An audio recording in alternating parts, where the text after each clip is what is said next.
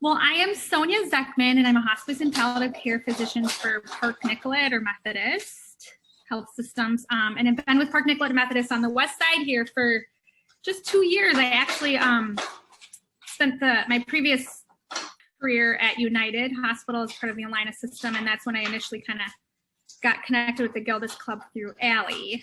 We served on some committees together. So I'm not new to the Gildas Club. I've done a handful of lectures, maybe previously as Sonia Carey, and I'm also on the medical advisory board. So very passionate about what is done at the Gildas Club and really wanting to do anything I can do to kind of support such an amazing organization. And now that I'm on the west side, certainly recommend the Gildas Club to a lot of my patients. So that's a little bit about me. My almost 3-year-old is here in the room watching cartoons and playing with his trains because his dad didn't get home by 4. So I apologize for any interruptions or if you can hear his cartoons. So anyway, so glad to be here and I appreciate all of your questions, and we'll definitely try to kind of touch on them throughout the presentation. And as Annie said, Phil, I like it to be fluid and relaxed even during the presentation, and then certainly I think what I've found is that the conversation that occurs afterwards is often the most fruitful and helpful to people. So try to keep the presentation pretty short so that we can have time for conversation.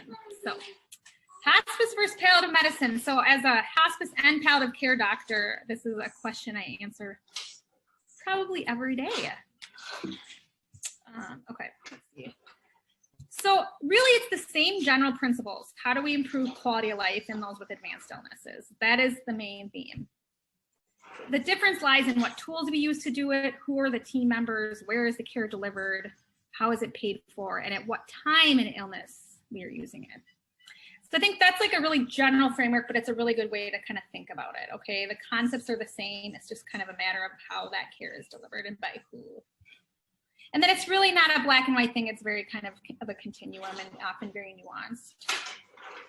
So hospice. So in general, you know, hospice is made up of an RN, a physician, or an NP, a social worker, spiritual care, massage, music, nursing assistants. That is kind of the hospice team. And it's a group of people that go, it's a program and a group of people that go to wherever the patient is. So that might be home, that might be an assisted living, a skilled nursing facility, hospice residential facility, you know, so that care isn't delivered in a clinic or hospital, it's delivered in the patient's home, whatever that home may be. So kind of decentralizing healthcare from that classic kind of clinic setting. Payment, you know, is a unique piece and absolutely often kind of impacts how hospice can feel to people, or in that because it's paid for by your insurance. So your insurance, usually for most people it's Medicare, pays for all the hospice related services. So those are just covered. They don't cover the room and board, right? So for someone that's in a nursing home, you know, hospice wouldn't pay for the nursing home, but they would pay for the hospice care.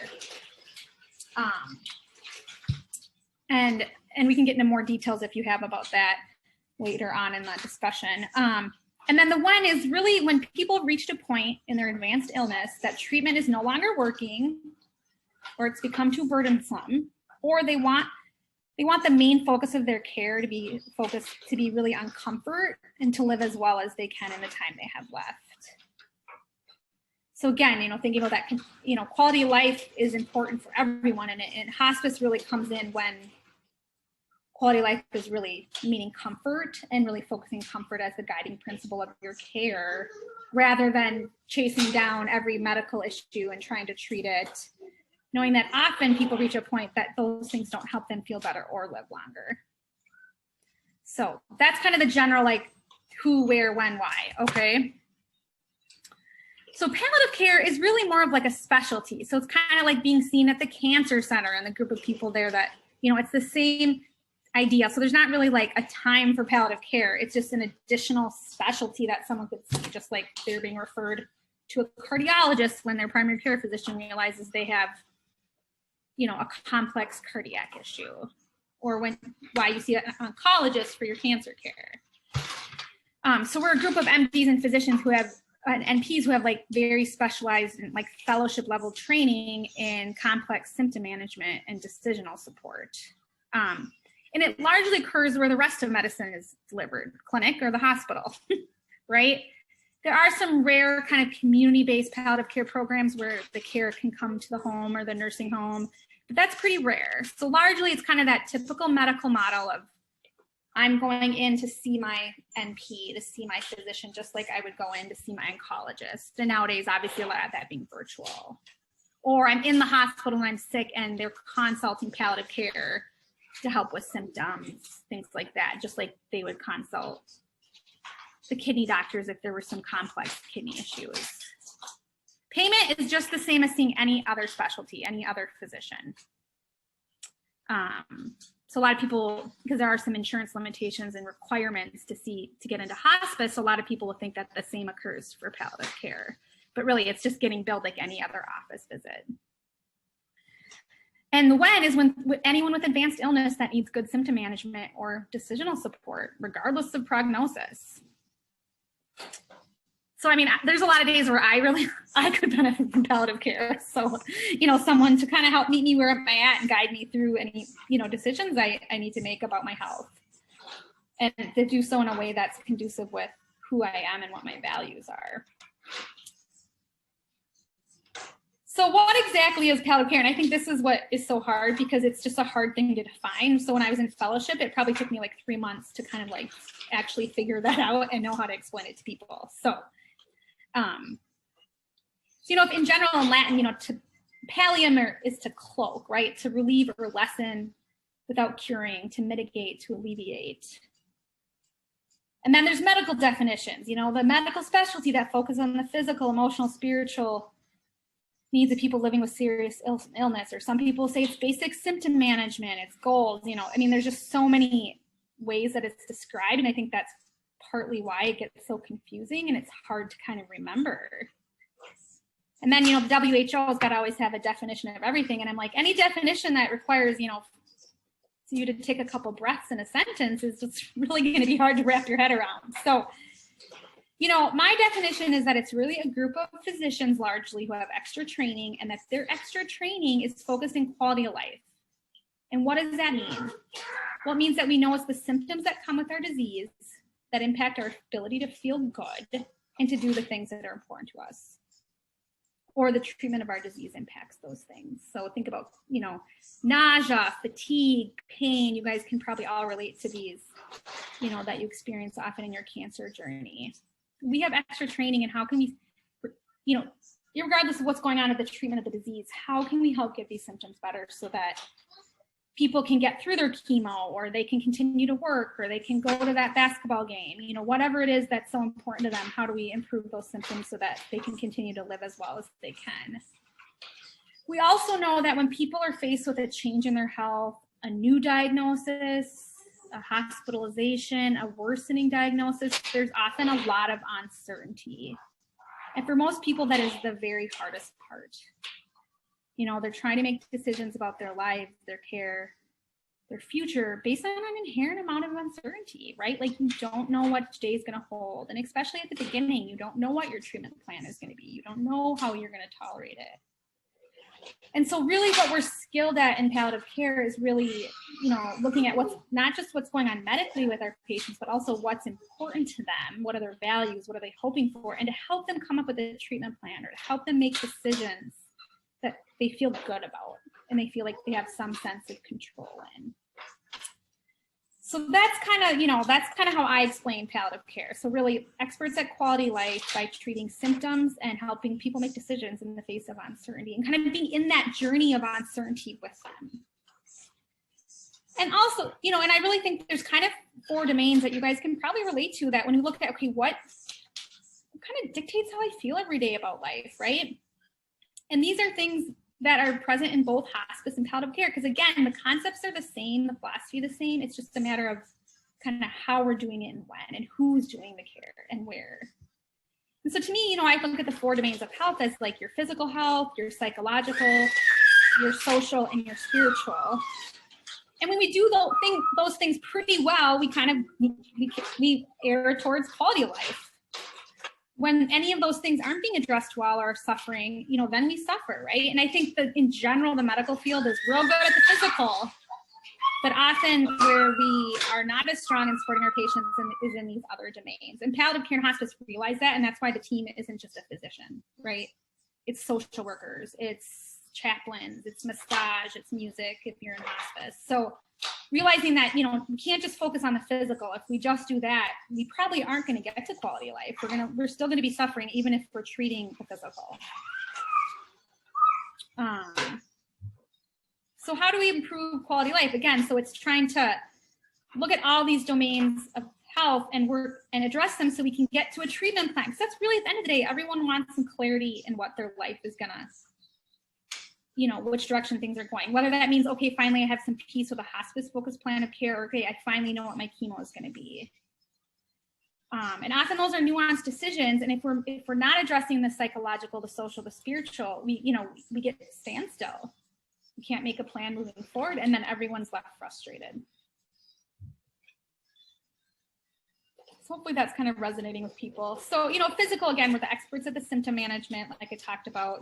I already kind of shared some of those symptoms, but, commonly my cancer patients is pain related to their cancer or their treatments. We're not afraid to use opioids when appropriate, which a lot of people now are kind of afraid to use those, or they feel judgment over being used them, and we're experts in really knowing how to use them appropriately. And often when we treat people's pain effectively, they function better. Nausea is another big one, especially with people on chemotherapy. But even anxiety, sleep disturbance, fatigue, that's a big one. And often we're using kind of medications or things like, leaning on our interdisciplinary team to kind of help those symptoms. So in hospice, that we have massage therapists, we have, at least for Park Nicollet, we have music therapists, and it's amazing how people tap into those parts of themselves can really improve comfort. And then the psychological, like what is going on with the patient and the family? This isn't happening in a vacuum. There's anxiety, there's depression, there's grief. And these things often worsen the physical symptoms and can impact the ability to make good medical decisions. So sometimes that's where we put our focus, right? Like this is where we need to focus on helping this patient and family. That's even more important than the medical at this point. So we do a lot of supportive counseling within our visits, even as physicians, but then also think, okay, like who can we get on board to really help this patient and family? And the social, like what are going on with your finances, your housing, the endless bills that come in, and this is why your relationships have changed. You're maybe not going to work anymore, which used to give you a lot of meaning in your life. So that's why you have social workers, right? Who can kind of help address some of these financial concerns, kind of help you navigate this kind of world you've been thrust into, deal with housing issues. And especially in hospice, our social workers are bread and butter for, is mom getting the care she needs? Do we need to get her to a nursing home? Do we need to hire private hire? All those things, so that you're not kind of left alone navigating those things. And then the spiritual, I think this is a big one. It took me my whole fellowship, 1-year fellowship, to finally wrap my head around it. And it was with a chaplain I rotated with at Children's Hospital. And he said, it's simple, Sonia. Your spirituality is, what gives our life a sense of meaning and future. And we all know that a cancer diagnosis can just wipe that out, right? Our whole sense of future, and what gives our life meaning can often really change. And if people have strong spirituality, it can help them kind of get through that illness, and they can find that new normal as far as meaning in their life and a sense of future. But if not, if it's compromised as it is for a lot of people, that's a really tough place to be in, and we need to help kind of support people through that. And then finally, the decisional support I talked about. So really, this is helping people plan for the future. It's talking about their goals. It's helping them do things like a healthcare directive if needed. My husband's extracting the child.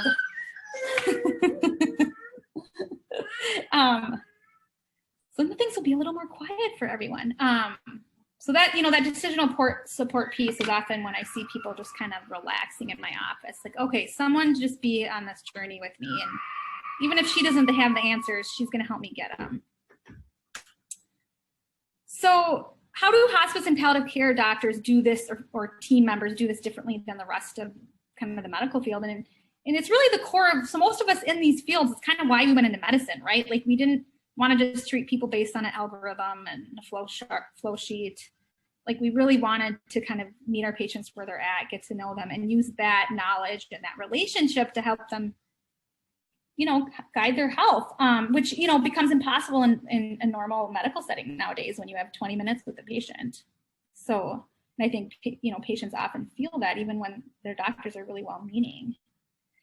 But we really want to use shared decision-making to come up with treatment plans that are consistent with what's going on medically, but also patients and families' goals of care. So, often in the medical field, the model has been, okay, diagnosis, treatment, right? There isn't a lot of conversation often. It's getting better about like, okay, diagnosis, what's important to our patients and families, then let's make a treatment plan, right? That's a really, really important piece. And our training is really focused on that, how crucial that is to the decision-making process.